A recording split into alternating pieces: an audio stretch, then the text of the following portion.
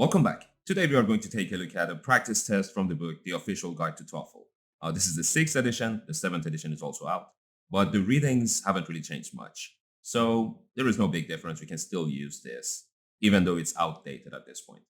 So 10 questions, almost 2 pages. Let's see what we have. The feeding habits of East African herbivores. Well, obviously, the first thing you do is read the title and try to understand what we are going to talk about. Just have some ideas, try to think of all the relevant words in your head before we start. That's going to prepare you, and it can help with remembering some of the words. Then, feeding habits of East African herbivores. Okay, herbivores. That's the first word that gets my attention. And this is what, in most of my classes, I focus on first. So, I ask the students generally, I say, is this one word? Or, is this just one part or is it made from different parts? Obviously, the S makes it plural. I'm not asking about that. But we have herbivore, and probably we can actually draw a line here.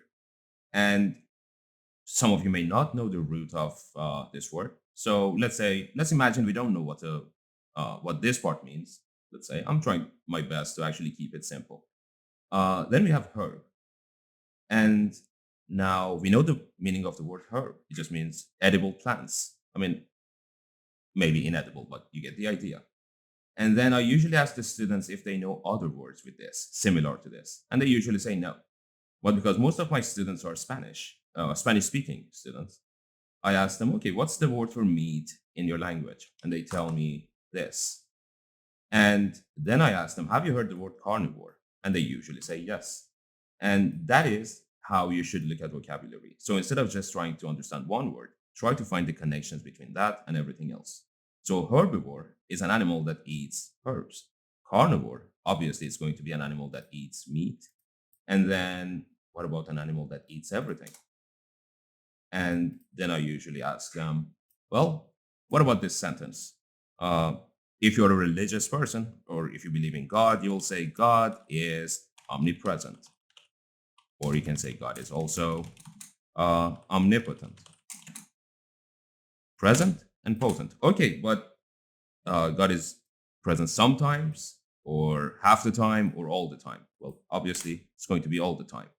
Or can he do some things, or can he do everything? Again, if you're not religious, you do not believe in that, but that doesn't change the fact that you can use the words. Or you can say, this drone is omnidirectional, meaning this drone can go in every direction. So an omnivore is going to be an animal that can eat everything. Not just an animal, any creature that eats everything. So let's see, what do we have in the first paragraph? You see a word is highlighted, meaning the first question is going to be about the synonym or the closest meaning to that word. But what I like to do is just hide all of the words. Also, I didn't do a good job of that. So just give me 1 second. I asked the students to not read the options.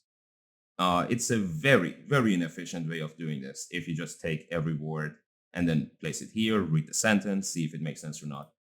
Some tutors actually recommend that. I do not. It's a terrible way of doing this. Read what you have in front of you. Start from the beginning, read until here, and then just try to explain it without using this sentence. Or you can try to explain it using a different word, and then just compare those words to whatever you have in these options. Now, buffalo, zebras, wildebeest, topi, and Thompson gazelles live in huge groups that together make up some 90% of the total weight of mammals living on the Serengeti plain of East Africa. Well, there is nothing to explain. It's just, okay, 5 different animals. Majority of the animals living in this area, we don't care about the names. Majority of them living in that area are these 5 types or animals, species. They are all herbivores. And the book also tells you the meaning of herbivore. And they all appear to be living on the same diet of grasses, herbs, and small bushes. Remember, if your word finishes with a s or a sh or a j sound, the s is not pronounced like grasses or grass. You just add a vowel in here, grasses. Similar to how you say wanted, needed, after you add ed to a verb finishing with the sound t or the. So I planted some flowers. I wanted some water. I needed some help. So this is grasses, herbs, and small, same thing here, bushes. So usually I ask the question, I ask this from the students. Why would the book say, or why would the writer say, they all appear to be living on the same diet? Why wouldn't it just say they are all on the same diet? So the question is, what is the difference between they all appear to be on the same diet and they are all on the same diet? I mean, take some time to actually think of an answer while I take a sip of my coffee.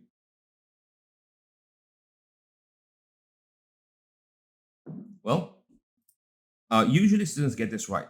This is a fact. It's a factual statement. They are all on the same diet. Now, okay, maybe that's not true, but from the writer's perspective, in writer's opinion, that is a fact. That's 100% certain. It's a certain thing to say they are all on the same diet. But then when we say they all appear to be on the same diet, it's similar to saying they all seem to be on the same diet. It seems like they are on the same diet. It would be the same as saying he is happy, or saying he seems happy, or he looks happy, or he appears to be happy. But let's not write that one. So the difference again would be when you say this, you are sure he is happy. When you say this, he seems happy, but he may not be. So this is what we see, but it may not be the fact. It may not be the truth. So they all appear to be living on the same diet. However, also when you see a sentence, when you see a word like however, furthermore, but also, you can actually bring it to the beginning of the sentence. However, this appearance is illusory. Okay, first of all, however is similar to but. And you should ask yourself, what do we do when we use but in a sentence? Well, we contradict whatever we said. We say something opposite. So I like all the drinks, but I don't really like coffee. Or he was tired, but he couldn't sleep. He was hungry, but he couldn't eat anything. I don't know. I really love watching movies, but now I don't have time to do that. So whatever we say after but or however is going to be somehow contradicting whatever we said earlier.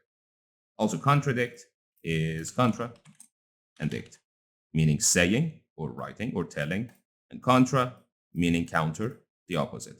So anytime you see contra, just know it means counter.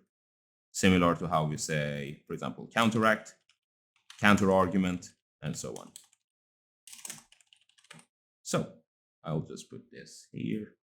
And so it says they all appear to be on this diet, but okay, so obviously now we should say maybe they aren't. So this appearance, also appearance, the noun from appear. Appear is the verb. Appearance is the noun. And you could also use the word apparent as an adjective, meaning something that can be easily seen, something that is visible, something that is obvious. So this appearance, meaning this idea, it's not really about what we see at this point. It's just the idea, this theory that we have, this assumption that we have is illusory. So it seems to be true, but now whatever we say in the next sentence should be, it may not be true. So it's either false, it's wrong, or it's actually, that's because I know the answer. It's leading us in the wrong direction. And so that's one way to do it. First of all, you have to know the context. But another way is asking yourself, do I know any other words similar to this? Well, some students actually say illusion or delusion. And that's actually correct. Illusion and illusory are from the same root. So then I ask them, what is an illusion? And they say, well, it's something that tricks your eyes. It's something that tricks your mind, something that makes you believe one thing, but then that's not the reality. That's not the fact. So that's not the truth. So let's see. It appears to be true, but it's not. Now let's go to the options. So basically, we are looking for something that means false, not true, fake, wrong, or not accurate, maybe. Maybe it's true, but it's not completely accurate. So now we have definite. And let's actually go through all the words one by one. I think we have enough time. So get comfy, get some coffee, relax, and let's go through each and every word here. And also, if you want to watch more videos or if you like what you're hearing, just go to our website. I say our, but it's technically my website. You can go to TOEFL.page. Or if you're an IELTS student, you can go to IELTS9.com. Either way, you'll be redirected to the same page. So let's see. Definite. Fin. Any word that you see with fin has something to do with the end or a beginning and an end. And also, let me give you some examples. Like, also you can think of examples now. Final, finish, finite. As an adjective, it means something that can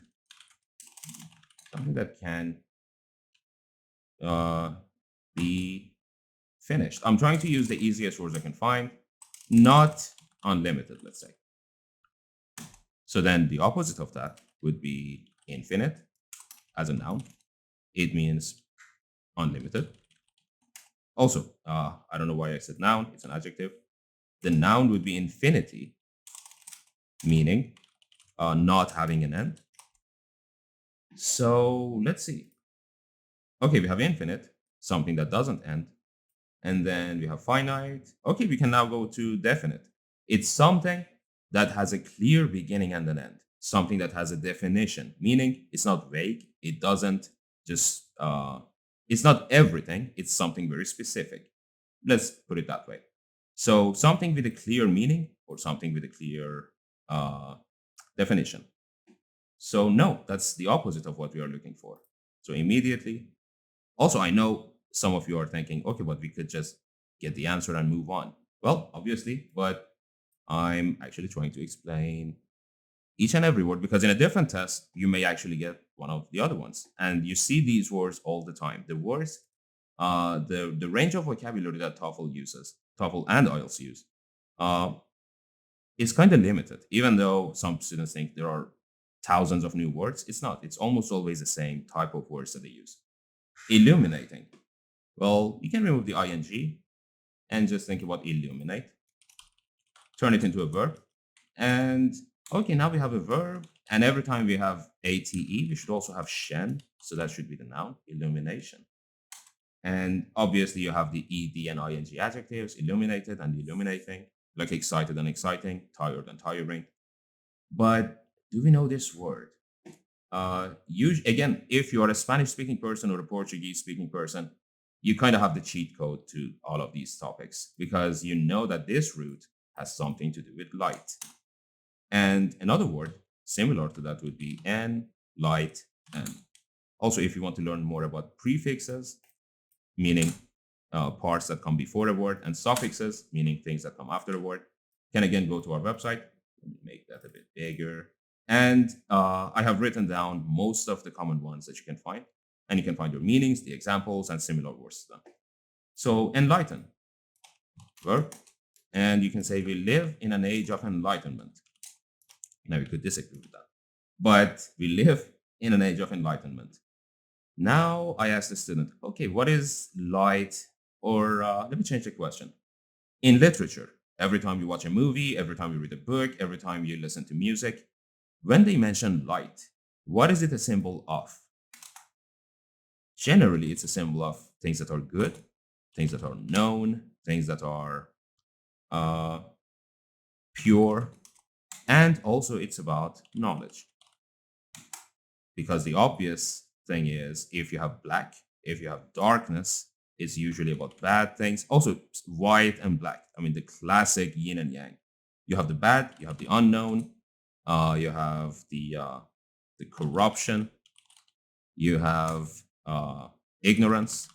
So think of Darth Vader or Voldemort, and think about Gandalf or the guy with the white beard from Harry Potter. I don't even know if there was a guy with white beard in Harry Potter, but you get the point. Gandalf, good guys, paladins in Warcraft. So, okay, so light is always about knowledge, and it can also be about light, one of the two. So you can use this in the physical sense and say, oh, this the sun illuminates the world. The sun illuminates our planet. I didn't want to say the word because obviously that we don't know that. So Maybe we do. I don't know. Illuminating means giving light. That's the physical meaning. Or when you talk figuratively, it means giving knowledge to someone, enlightening someone, making someone understand something, helping someone gain more knowledge. So that would be illuminate. But again, that's the opposite of what we are looking for. We want to say that this information is giving us bad information, wrong information, not good information. So we remove that. Misleading, that's the answer. But before I explain it, let's go to exceptional. An exception is something that is not like the norm. And now I generally ask the students, but I will not explain it now because I don't think it makes things clearer at this point. But in a separate video, I can actually talk about this. It's X, meaning out. Shen, or ION, makes it a noun. Also, AL makes it an adjective. X as a prefix means out. So we have except. It would be similar to using exclude. So we have include and exclude. Include means bringing in or taking in, and something that is inclusive, a program or a university or a culture that is inclusive. It basically brings everyone in. It invites everyone in. It's inviting. And something that is exclusive, you may have heard this on websites, clubs, memberships, like exclusive access. It means it's not for everyone. It actually leaves people out. In meaning in, ex meaning out, similar to import and export. So exclude means leaving people out or not letting them in. And exception shares the same prefix. So you can think about it the same way. And exceptional, it's something that is not like the norm. Generally, we use it with a positive connotation. So something that is good, exceptionally good. That was actually the adverb. We can also add "ly" to the end. So we don't need that. We need misleading. Now the question is it one part or two? Obviously, it's miss and lead. Then I asked the students if they can tell me any other words with miss, and just any word, but preferably miss and the verb. Well, you have some time to think because I need another sip of my coffee. Well, we have misplace, misjudge, misinform, misunderstand, mispronounce. I know you cannot see it. I will actually move that later. Mispronounce, misspeak, misspell, and the most important one, mistake. So every time someone says mistake, they are technically just saying take and miss. But what is miss? Usually the first answer I get is wrong, not. But then misunderstanding someone is not understanding them. Misjudging a person is not judging them. So it's something else. It's wrong or in a bad way. Wrongly, let's say. Wrongly. So misplace, it means putting something in the wrong place, either physically or metaphorically. Misjudge, it means judging someone wrong. So you think they're a bad person, but they're a good person. Misinform is giving wrong information to someone, and so on. You get the idea. So mislead, it means leading someone in the wrong direction. Obviously, that's what we were looking for. Something that gives us bad ideas, wrong ideas. So that's the first question. Also, let me check how long it's been since we started talking about this. 20 minutes. Well, if you did the test this way, your time would have been almost up at this point. In the old format, in the new format, your time would have definitely been up. So, number 2, which of the following questions about Richard Bell's research is not, I like how they capitalize the whole thing, is not answered in paragraph 1.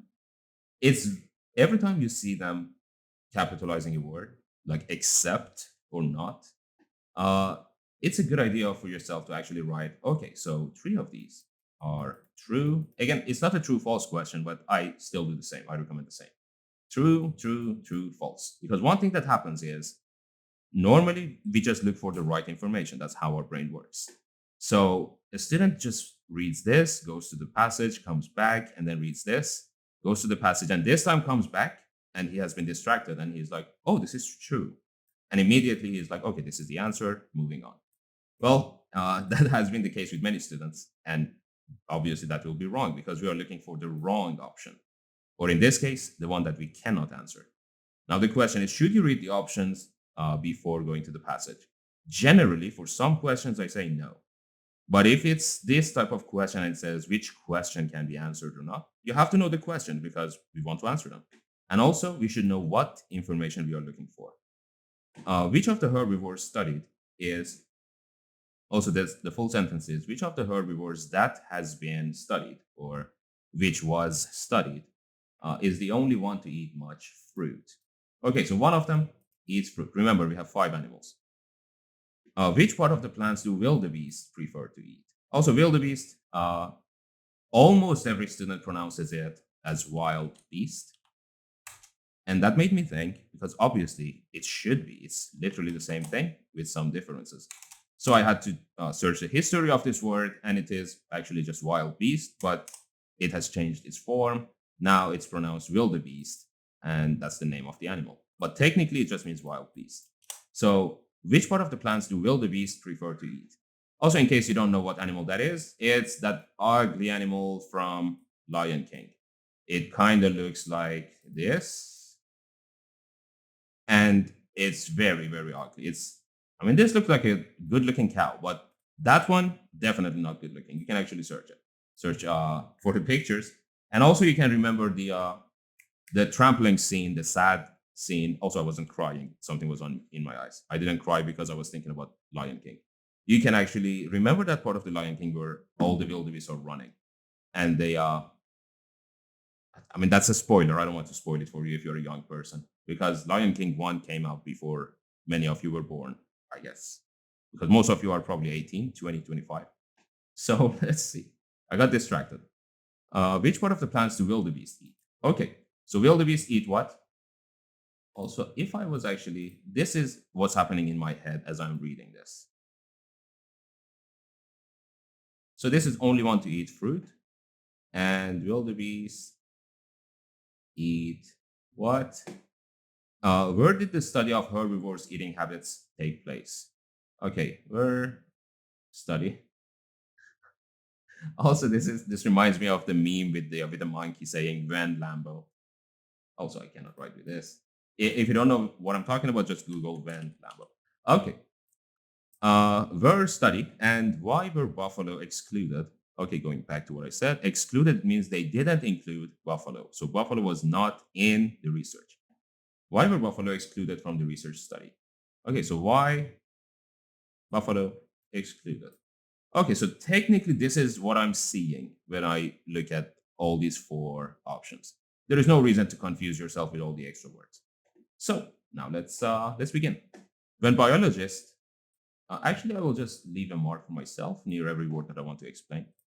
When biologist Richard Bell and his colleagues analyzed the stomach contents of 4 of the 5 species, they found that each species was living on a different part of the vegetation.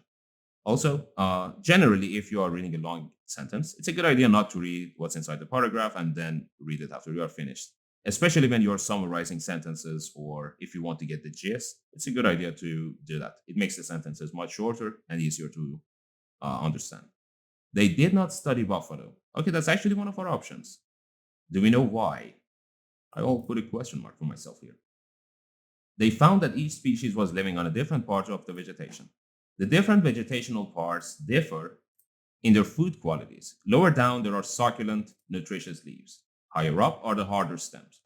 Uh, okay. There are also sparsely distributed, highly nutritious fruits, and Bell found that only the Thompson gazelles eat much of these. Okay, so we wanted to know what animal eats a lot of fruits. This one. We can answer it, meaning this is not one of the options. We still don't know why they didn't study buffalo. Maybe the text mentions that later, maybe it doesn't. Probably doesn't because the topic has moved on. So it's very unlikely for the passage to continue about what each animal eats and then comes back and says, well, also the reason they didn't study buffalo was something. Probably they don't do that. The other 3 species differ in the proportion of lower leaves and higher stems that they eat. Zebras eat the most stem matter, wildebeest eat the most leaves, and topi are intermediate. So, Okay, wildebeest eat what? Wildebeest eat leaves. Okay, we can answer that question. Where did the study take place? Well, this is where students get a little confused because they are like, okay, teacher, we started from here and we finished here. But remember, the question doesn't say just the second part of the paragraph, it says paragraph one. So you should also think about this part. And we know where it took place, East Africa, Serengeti Plain of East Africa. But then some students who are actually really, really smart, I'm not being sarcastic, they say, because that's also my question.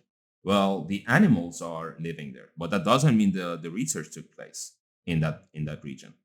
I mean, maybe the researchers were in a different place. Maybe they collected the information and then went back to another place and then started the research. And that is true. Just because the animals live in this region doesn't mean that the research took place there. But because we say they analyzed the stomach contents, yeah, we can assume they were probably in that region. So we kinda answer this, but this one we cannot answer. Why didn't they study the buffalo? We started with 5 animals, but only 4 of them are included in the research. Well, this one we cannot answer. It's the right option. Now let's see the words that I actually highlighted. I will not go into details for each of them, but biologist ist makes a person who does something, and or a person who believes in something. For example, communists believe in communism, Buddhists believe in Buddha, and you get the idea. Also, pianist plays piano, physicist, you get the idea. Bio means living things, and logy means science. So biology is the science of living things. Geology would be the science of the earth. Physiology would be, again, every time I say these examples, I will follow that by you know what I mean. You know what I'm saying. So let's see. We have colleagues, meaning co, and league, people who are in the same league. And if you are a football fan, which again many of you are because you're Spanish speaking or Portuguese speaking people, I'm not being racist. I'm just saying many of you like football. League is different teams who are at the same level, who have something in common.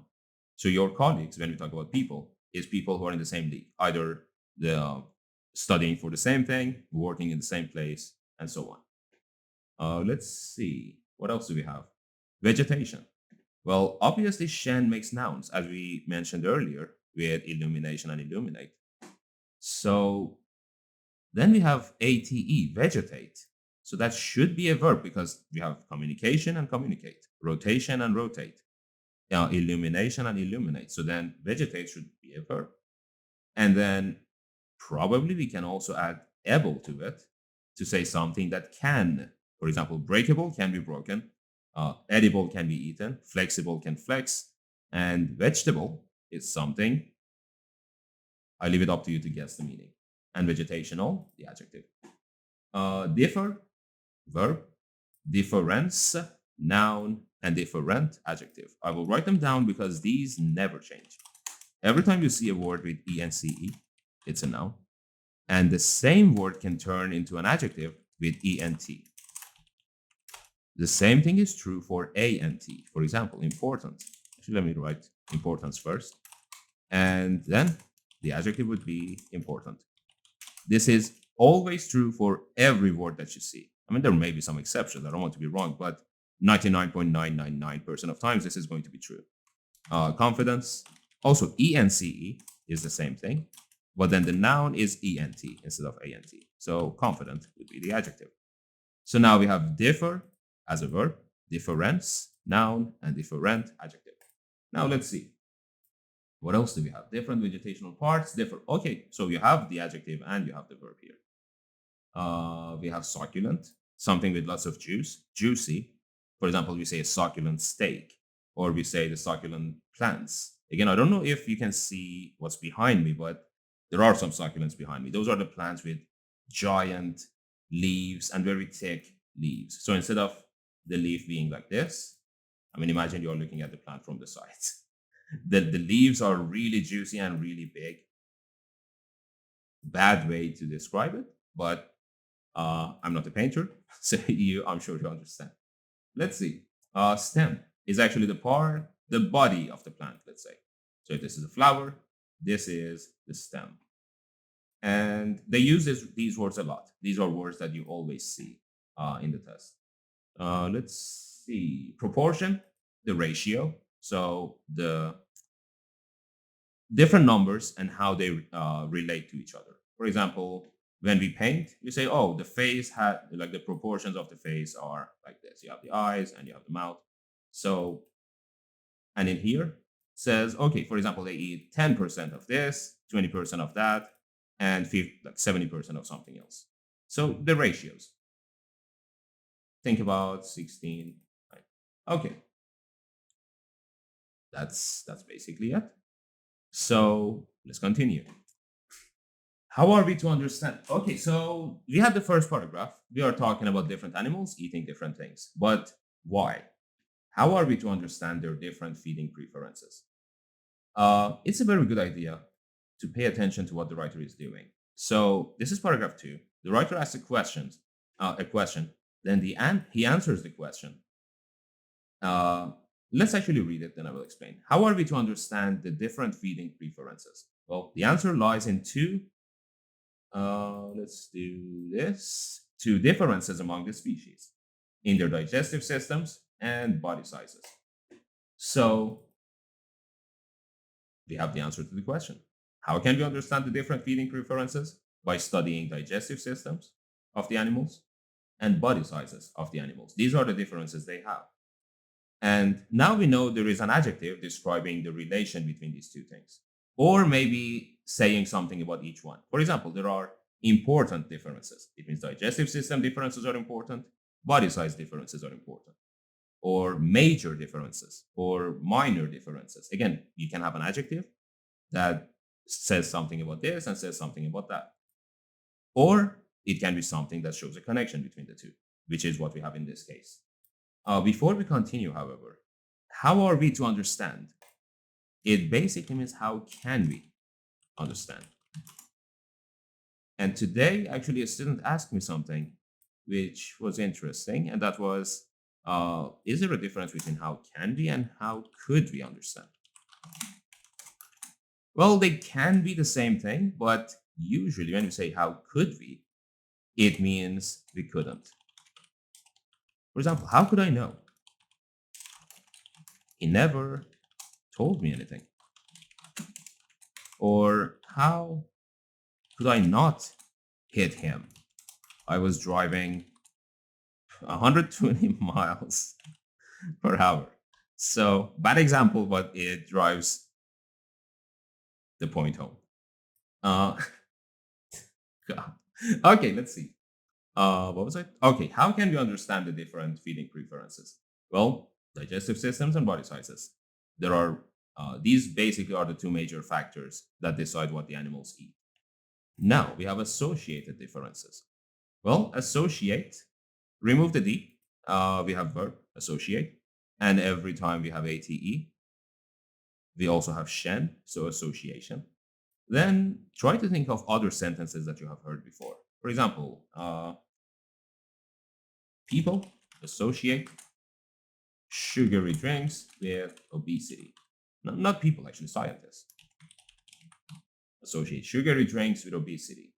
Well, that means there is a connection between sugary drinks and obesity. So there is an association, or there is some form of relation, or connection, or link between the digestive systems and body sizes. Let's see. Connected, obviously. Now let's see, what do we have for the other options? Expected, something that you are expecting, something that you are waiting for. And then ask yourself, is it one word or two words? I actually give you some time to think about this. I mean, pay attention to this.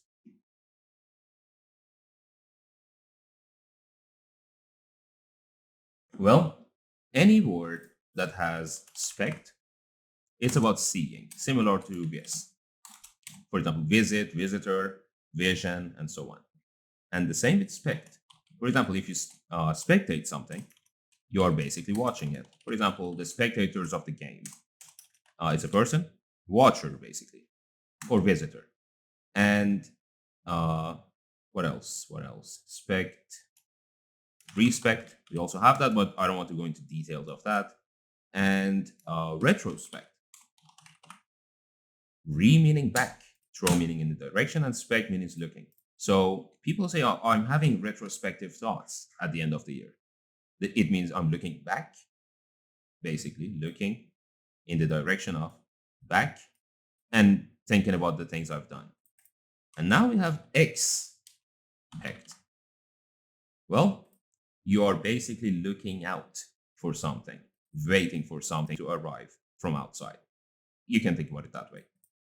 And then what if you look inside something? Well, that would be inspect.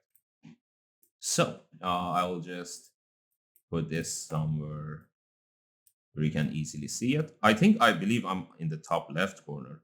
So I'll just put this here because I want to scroll down. Okay. Expected? No. Significant, meaning important. And the noun would be significance. But what is the verb? Well, every time you see ify in a word, it's a verb. For example, purify means making pure. Also, when we actually add this suffix with a vowel in the beginning, we remove the e. So we'll do this and say purify. Terrify, make someone scared. Purify, make something pure. Clarify, make something clear.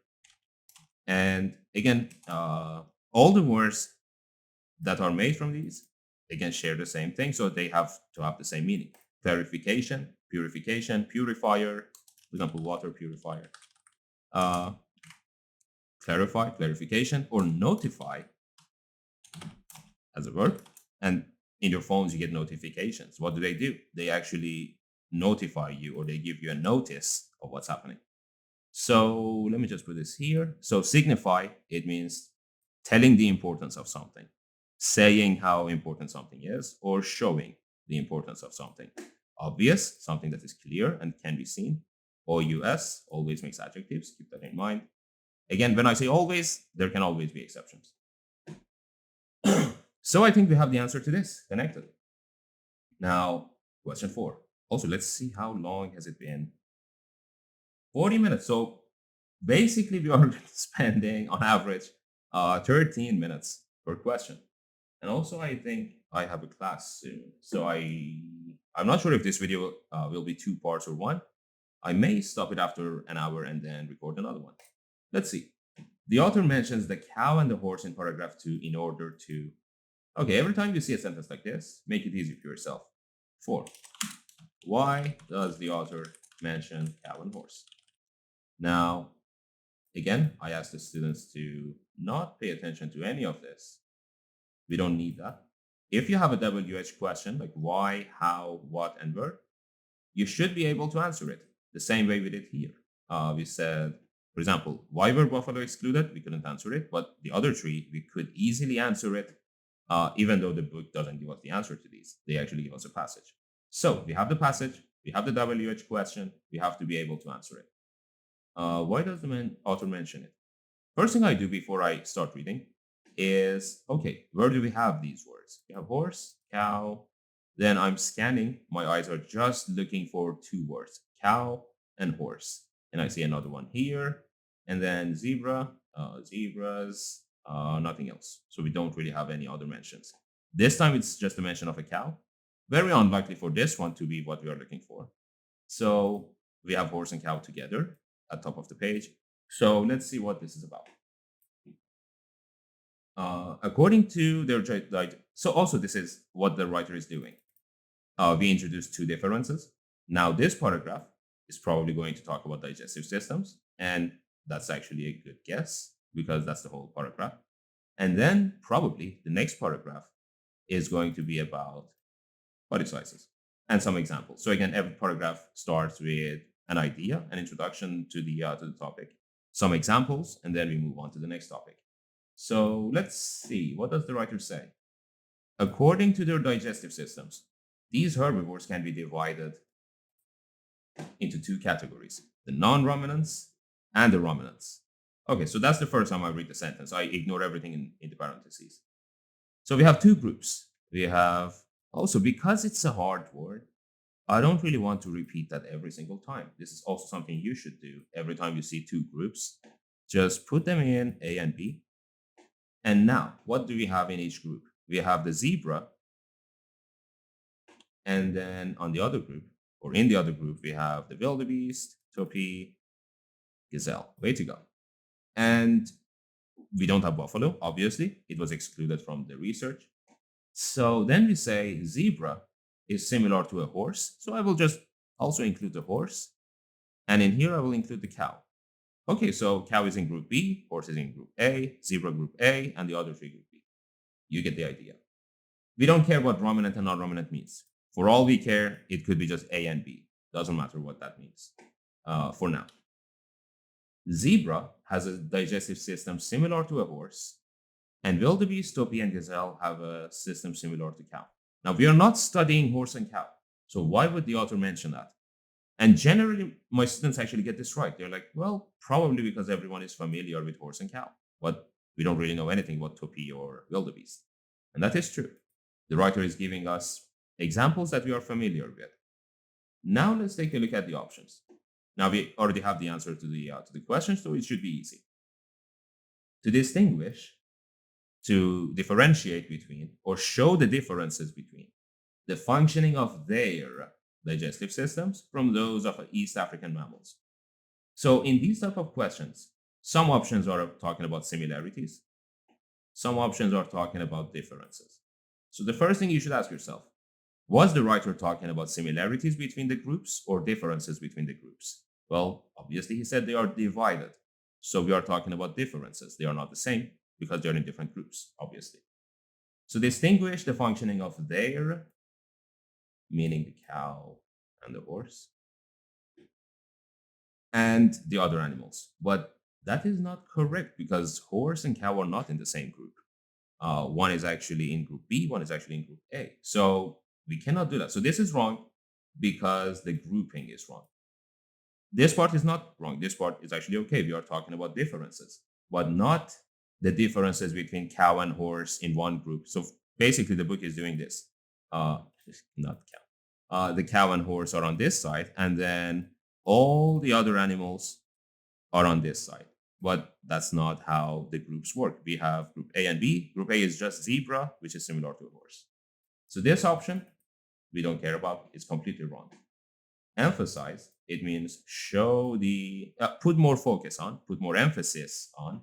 Remember, every word with IZE is a verb. Modernize, centralize, and so on. Emphasize that they're relatively large body size. First of all, we are not even talking about body size in this paragraph. Leads them to have feeding practices similar to those. Again, this option is wrong for so many reasons. First of all, there, it's putting cow and horse in the same group again. That's not how it goes. It's the wrong grouping. So it has the wrong grouping. It's talking about the wrong topic, body size, and leads them to have feeding practices similar to those. Also, it's talking about similarities. So this option is very, very wrong. So what about D? Again, it emphasizes the similarities. Okay, no. Between the diet of cows and horses, one group, and the diets of East African mammals, the other group. Again, not only is talking about the similarities, but also it's putting the animals in the wrong group. It's putting cow and horse in the same group, and it's putting these four in the same group. But that's not what we are doing. So again, for two different reasons, this is wrong. Illustrate means show, basically turn into a picture or painting a picture to show the differences between ruminants and non-ruminants. This is actually the correct grouping. Through the use, by using, also use is se when it is a noun, and in here is a noun because we say the use. And if it's a verb, use. I like using my phone, or I don't like using my phone throughout the day. True story. Through the use of animals likely to be familiar to most readers. Likely, it means probably these animals are familiar to most readers. So that's why the writer used them to show the differences between group A, like a horse, and group B, the ones that have a similar system to a cow. Well, obviously that's the correct answer. Unfortunately, this video is getting too long, so I will just end it here for now, and I will continue the rest in a separate video because this paragraph is extremely long. So that's going to be it. If you enjoyed watching the video, obviously leave a comment. If you have any questions, if you didn't understand something, if you have vocabulary questions, leave a comment. I'll make sure to answer. And if you are watching this on our website, just know that you can actually book lessons, private lessons with me, and you can also buy the video packages that I have made for IELTS and for TOEFL. And just browse the website, go through the different pages. There are vocabulary ones, pages about grammar. I have written all of them. So yeah, and thank you guys. I'll see. Also follow us obviously on social media. I'm on Instagram. Although I hate using social media, I have to be on it for the business. So follow me on social media. Leave a comment. If you have any questions, ask me. And if you want classes, you can book it on the website. Thank you for watching. I'll see you in the next one.